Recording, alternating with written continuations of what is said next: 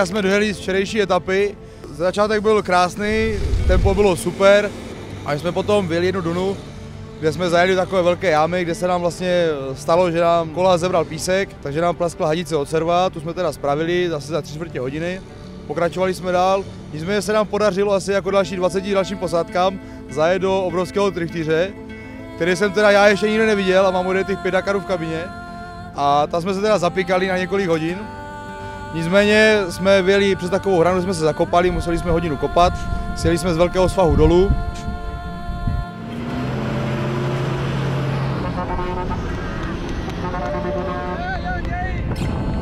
Potom už se bohužel šlo zpívat, narazili jsme ještě na posádku z MP Sport, tak jsme se drželi pokupy a jdeme spolu.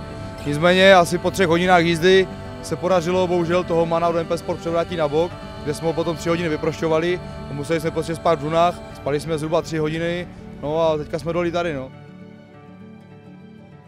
Takový kopce jsem v životě snad neviděl.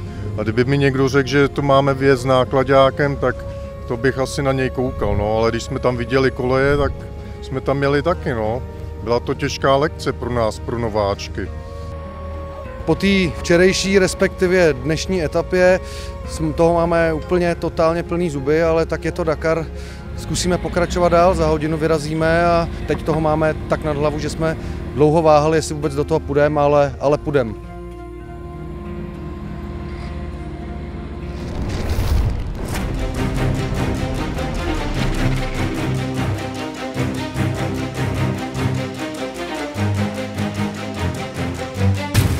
Tak bylo to těžký, zrovna tak jako včera. Možná to bylo ještě dneska těžší.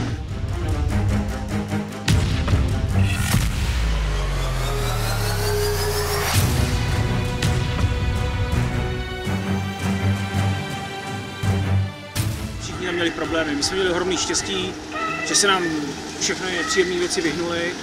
Jede to krásně, že jdeme na jistotu, nikam nepospícháme, aby jsme projeli zatím. Furt se učíme, ale je to těžké. Jsme zapadli zase. Tady jdu dolů! Ty vole, tam nespadnem, ty vole.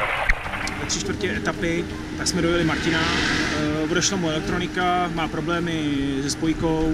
Martina je škoda, že se mu to rozbilo, my jsme u něj zastavili, bylo to někde ve 3/4 etapy, ale bohužel nešlo mu pomoct.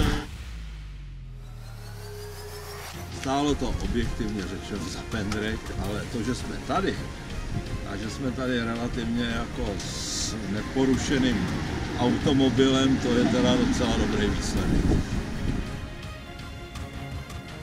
Ze 3. etapy hodně smíšený pocity, myslím si, že začíná jít opravdu do tujího. Na jednu stranu je půlnoc, Martin Kolomý pořád ještě není v bivaku.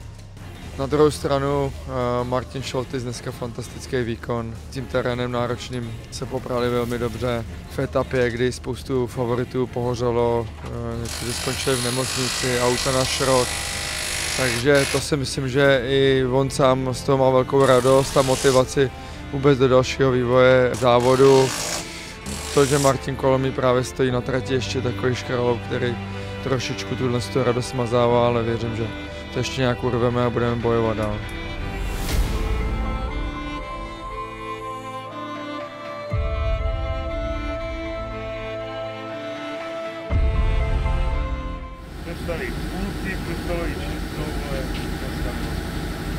Bylo tak 80 km před koncem, přišel technický problém a doteďka nevíme, co to vlastně přesně bylo.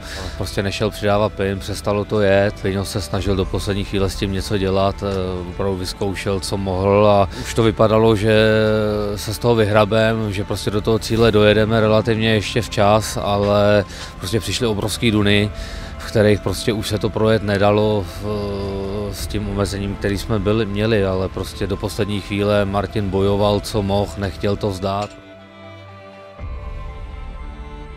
Tak dnešní etapa, začátek nádherný, ale pak nás postihla technická závada na elektroinstalaci a odstavilo nás to na dost dlouhou dobu. Nemohli jsme to najít, ale důležitý je to, že jsme v cíli a že jsme tady, můžeme pokračovat sice s obrovskou ztrátou, už to nebude na nějaké dobré umístění, ale ale pojedeme dál, protože jsme na začátku soutěže a určitě budeme bojovat ještě.